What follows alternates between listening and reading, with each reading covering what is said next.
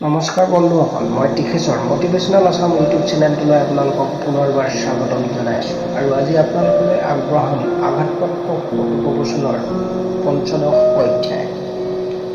পৰিৱৰ্তন প্ৰকৃতিৰ নিয়ম হয়। ওপৰৰ পৰা তল আৰু আগৰ পৰা পিছ চাৰিওফালে পৰিৱৰ্তন হয়, হৈ আছে আৰু পিছলৈও হৈ থাকিব। যদি আপুনি পৰিস্থিতি, বাতাবৰণ আৰু সময়ৰ অনুসাৰে সলনি হৈ নাযায়, তেতিয়াহ'লে আপোনাক আত্মহত্যা কৰিব লাগে। এতিয়া এইখন সংসাৰত আপুনি জীয়াই থকাৰ যোগ্য নহয়। আপোনাৰ সন্মুখত দুটাই বিকল্প আছে। প্ৰথমটো এইটো হয় যে পৰিস্থিতি, বাতাবৰণ আৰু সময়ক চাই আপুনি নিজকে সলনি কৰি লওক বা আত্মহত্যা কৰিবৰ বাবে সাজু হৈ থাকক। ইয়াত আত্মহত্যা শব্দত মোৰ অভিপ্ৰায় ফাঁচি লগাই বিষ খাই কুঁৱা পুখুৰীত ডুবি যোৱা বা ৰেলত পৰি নিজৰ জীৱনক সমাপ্ত কৰি লোৱা কেতিয়াও নহয়। মোৰ অভিপ্ৰায় জানি বুজি নিজৰ ভৰিত কুঠাৰ মৰাৰ দৰে যোজনা হয়। মোৰ কোৱাৰ তাৎপৰ্য এইটো যে যি লোকে সময়ৰ লগত আগবাঢ়ি নাযায়, সময়ে তেওঁলোকক এৰি আগবাঢ়ি যায়।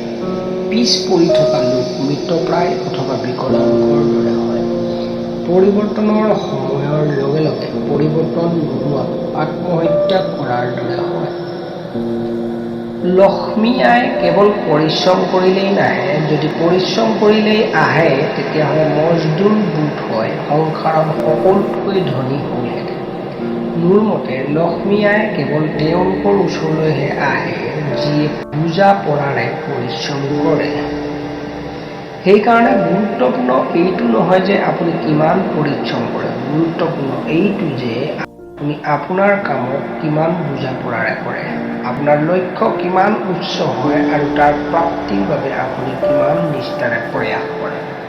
যদি জীয়াই থকাৰ পিছত কোনো মহান উদ্দেশ্য নাই, তেতিয়াহ'লে জীৱন ব্যৰ্থ হয়। নিৰুদ্দেশ্য জীৱনৰ কোনো অৰ্থ নাই।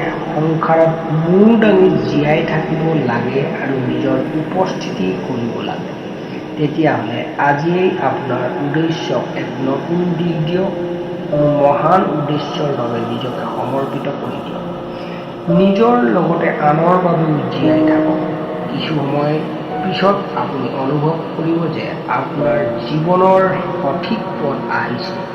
আপুনি আনৰ হ'লে আনেও আপোনাৰ হৈ যাব। কোনো উদ্দেশ্যক লৈ আপুনি অকলে আগবাঢ়িছিল, কিন্তু প্ৰগতি বাঢ়ি গৈছে। আপোনাৰ উদ্দেশ্যই আনৰো উদ্দেশ্য হৈ গৈছে। ধন্যবাদ থাকিল। আজি আঘাতপ্ৰাপ্ত কঠোপকথনৰ পঞ্চদশ অধ্যায়টো মটিভেশ্যনেল আছাম ইউটিউব চেনেলটো যদি আপোনালোকে এতিয়ালৈকে ছাবস্ক্ৰাইব কৰা নাই, তেন্তে প্লিজ চেনেলটো ছাবস্ক্ৰাইব কৰি ল'ব আৰু লগতে বেল আইকনটিও দবাব।